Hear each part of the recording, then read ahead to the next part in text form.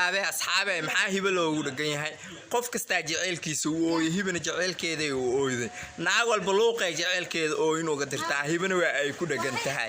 hibo waa in ka karti badan tahay public ay soo dhigatay waxeeda adinka private-ka ku ooyaayo dad ay iska dhiginina dad oo maanta dhaay hebel qabiil hebel ayaga laga soo daba ooy jiray ayagu ma ooy jirin waa arkay adinka dhan luuqa ku ooysiin marka hibo ay ka fiican tahay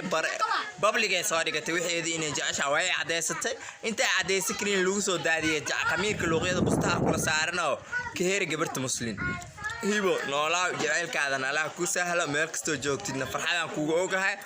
jaceelkaada ina u ilmeysidna waa wax jiro ya jaceelkaada waa wax jiro u ilmey inuu jaceelkaada jiro oo cadeyn leeyahay sameysay inta ka xunna Allah ka sar mariyo